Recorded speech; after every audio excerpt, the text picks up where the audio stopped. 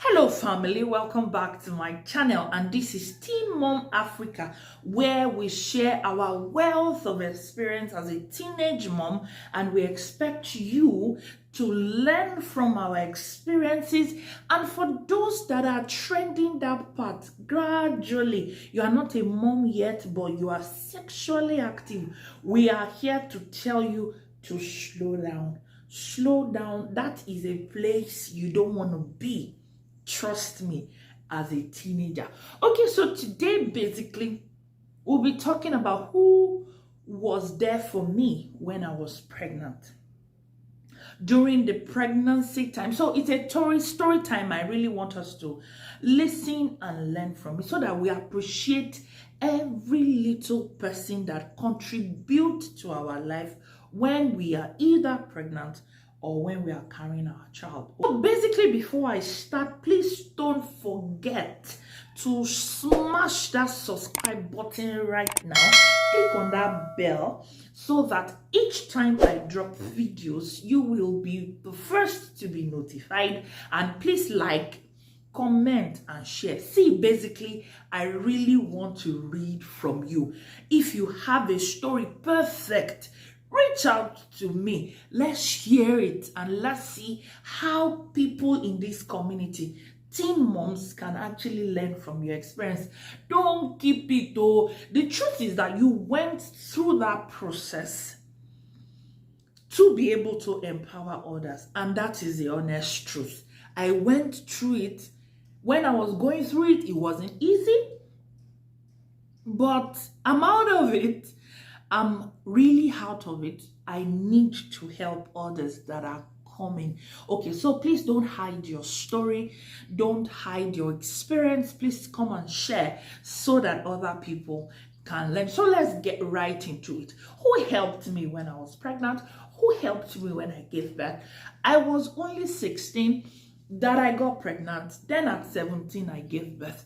Okay, so who was there for me? Let me start with, I didn't even know I was pregnant for the first 5 months. So the time I actually realized that I was pregnant was about 4 months or less. So at that time, I was taken to my grandmother. My grandmother is 99. By the way, I'm going home. I'll be traveling home next week. I will actually show you my grandmother that took care of me when I was in those period of those 4-month pregnancy. My grandma took care of me. Right now, she's very old. Then I'll show you also my parents, my sisters, and my brother. They were my support system. You see those people? I can't but appreciate those efforts. Of course, it wasn't easy. Then you would think everything is against you, but the truth is they were helping. Looking back now, I can actually appreciate the efforts they actually put in to actually help me. Truth is, you need help. You can't do it alone. You can't be a mother alone. Even for us adults, we need help. We need help as a mother.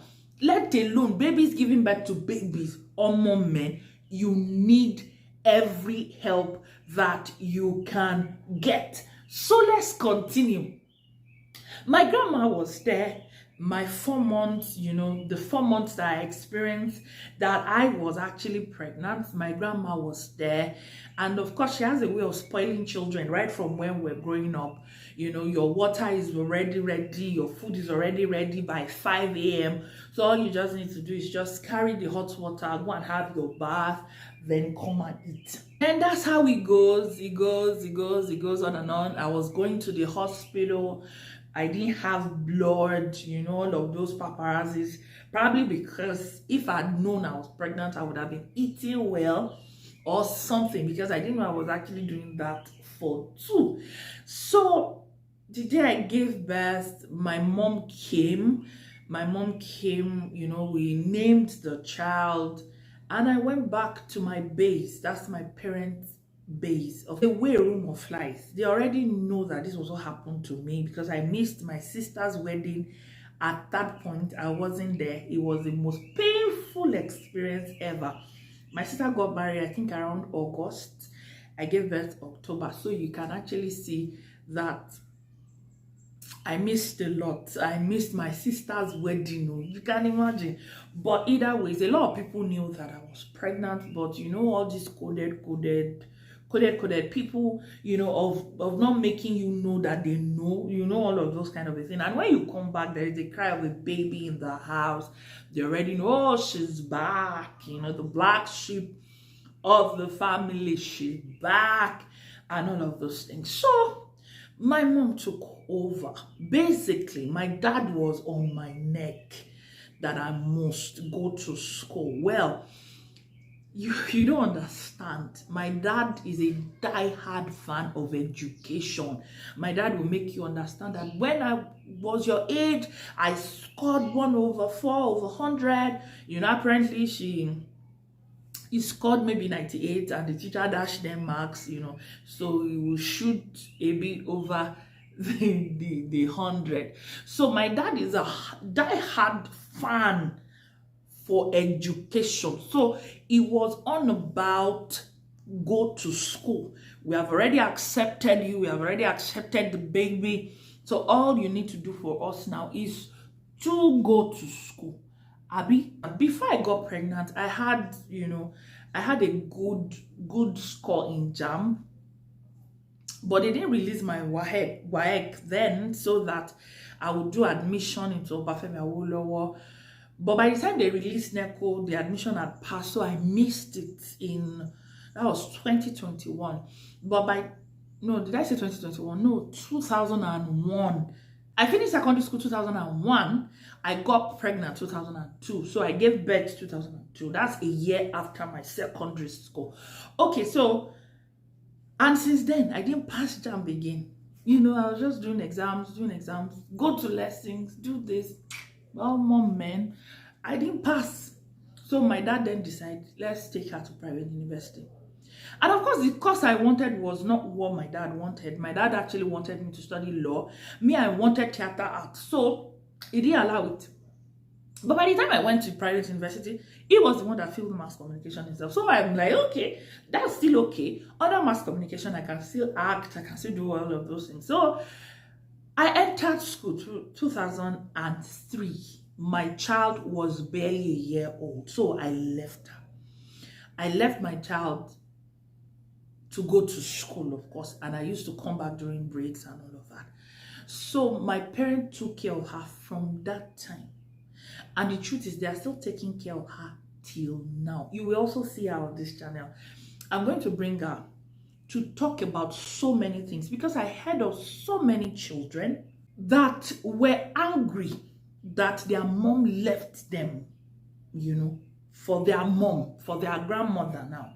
They were so angry that they didn't want to talk to the woman again or something. And I've learned, I also heard about women that will give birth as a teenager. So, but when they want to get married, maybe the husband will say, I don't want your kids, I don't want anything. So you have to leave him or her. You follow me, we will be coming to see. So by the time they come to see, the younger siblings will be asking, why is my sister not in our house? I heard a whole lot of things, and the truth is, I didn't want that for myself. I didn't want that for my daughter. So what I do basically is that each time I'm entering a relationship, it used to be my anthem. Please, so I have a child though. I hope you don't mind. So basically, a relationship that tells me no, we won't tell my parents now, maybe until when we are married. I used to be very skeptical, because if bege happens now, you don't know what will happen. But basically, what I'm actually trying to say is this. Now I'm appreciating my parent. Then it wasn't very easy. So if you have somebody around you right now that is taking care of you and taking care of your child, and you feel that they are punishing you, please stay there. Be cool. Stay there. Learn all the lessons you have to learn and move on with your life. Basically, what I will actually say right now is work on yourself. If I knew this years back, if I knew what I know now, years back, I won't be where I am. Of course, I'm not complaining about where I am presently, but I'm just saying that it can be better. Wherever you are, it can be better. So keep pushing, and push. It's for your own good and for your child, so that when she's asking you for, mom, I need something, you won't say, oh, mom, man, I don't have, And that's not the right confession to be doing anyway. But I just want you to appreciate everybody around you right now. And I have a friend too. That was actually my support system. She actually tried for me. Fumi tried for me. In fact, Fumi was my bestie. Was a sister I never had close. I had sisters, but the youngest is 7 years older than me, so we are not in the same peer. We are not, do you understand? So, but this for me, she was my friend, and of course she was like a sister to me. She was there all through. So I appreciate all of these people in my life, starting from my grandmother that decided to take me in when I was in a mess, that, they believed in me, my dad, my mom, my brother, my 2 sisters, and of course my cousins that didn't even know what to do to me, but they still showed me love. All of these people were just walking on eggshells around me because they don't know what to do around me. How did she make this mistake? They were disappointed, yes, but they were there for me. Please, this is the end of this particular story. Of course, I have a lot of stories in stock for you by next week, because you'll be hearing from all of this support system that I just mentioned, except from my grandmother. She won't be able to do video, although I will show her to you so that you can see the woman that raised my mother, that took care of me. Yes, so this is it today on Teen Mom Africa. I'm so excited that I can be able to talk from the heart to heart talk, heart to heart talk. It's actually not easy to be a mom as a teenager, but if you have help, please appreciate them. Appreciate these people. Till we see again in the next video, I want you to know that Bolupe Kowell cares about you. I really do care. So see you in my next video, but don't forget to subscribe, don't forget to share, and don't forget to like. We need you. We need your experiences. So, ciao, see ya.